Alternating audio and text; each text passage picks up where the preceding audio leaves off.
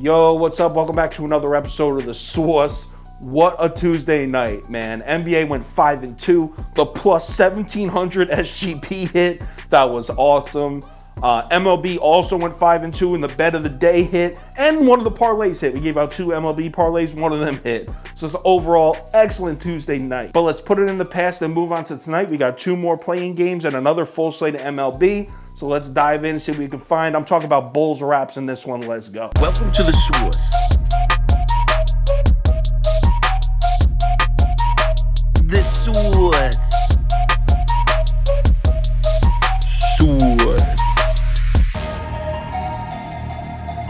Hey, get the Source. Check this out. Public's all over the Bulls here, but the line's moving the other way. Moves from 5 to 5.5. We're now looking at Raps -6. Let's take a look at our spreadsheet. According to the model, the line for this game should be Toronto -6.98. So a very, very small lean on the Raps, but just like yesterday's videos, I'm throwing the model out because of all the meaningless games in April. So normally I'd start with injuries, but there are none. Both teams completely at full strength. It's postseason time. No such thing as load management anymore. So we're handicapping a Toronto Raptors game. If you watch this channel, you already know where we're looking first. What do the Raptors do? They shoot a shitload of mid-range shots and they clean the shit out of the offensive glass. Since the All-Star break, and by the way, when I'm saying since the All-Star break, just like yesterday's videos, I'm talking February 18th to March 31st. I'm cutting the stats off on March 31st. Too many teams were tanking in April. Those numbers are irrelevant to me. So since the All-Star break, Toronto's 2nd in the NBA in shot frequency from mid-range. They're 3rd in the NBA in offensive rebounding rate. So let's take a look at the Bulls' defensive efficiency numbers by shot zone and check it out. Good news for Chicago. The Bulls are 4th in the NBA defending the mid-range shot since the All-Star break. Chicago's also 7th in protecting the rim in that same time span.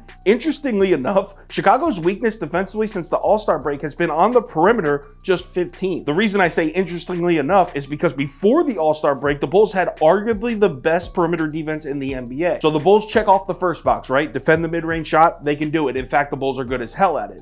Now, can they keep the Raps off the offensive glass? Answer, no. Since the All-Star break, Chicago's just 21st in defensive ORB rate. On that topic, if you're looking for an SGP leg or just looking for a prop to throw down, Scotty Barnes and Jakob Poeltl lead the Raptors in offensive rebounding. I would take Poeltl over 9 rebounds or Scotty Barnes over 6.5 or both. Anyway, back to the matchup. So we think the Bulls defense can give Toronto problems contesting the shot, but we don't think they can keep the Raps off the offensive glass. So why don't we flip it around and take a look at the Bulls offense since the All-Star break. We'll start with their shot zones. 13th in frequency at the rim, 6th from mid-range, 28th from three-point. Another offense that features the mid-range shot. Bulls offense is a little more dynamic because they attack the rim a lot also. Raps they ride and die with that mid-range shot. Bulls are a little more dynamic. So let's take a look at the Raptors defense here. And these numbers look ugly, man. 22nd defending the rim, 16th from mid-range, 28th from 3. But look at the bright side. At least their strength is in the right spot, right? They're terrible defending the perimeter. Bulls don't really shoot a ton of threes. Also, this is why the Raptors defense has been so tough to read all year. Because you just saw those numbers, right? They've been terrible at contesting shots. Okay, tell me how Toronto's defense is 7th in the NBA in overall defensive efficiency since the break then. Number 1, turnovers. They're 2nd in the NBA in forced turnover rate since the All-Star break. Also, the Raptors 7th in the NBA in defensive ORB. You don't get offensive rebounds on this Raptors team. Bulls offensive rebounding rate since the All-Star break, 24th. So that means Toronto has the serious rebounding edge on both the offensive and defensive sides of the floor. Combine that with the fact that Toronto's been good as hell at home all season. Toronto's 27-14 at home on the year. And Chicago's a very public dog in this line, still moved from 5 and 5.5. I'm on the Raps, man. I'm on Toronto. So let's head over to OddsJam, see if we can steal some value on these bets here. Update, so I gave out Raptors -5.5 when I recorded this. Right after I'm recording, that's no longer available.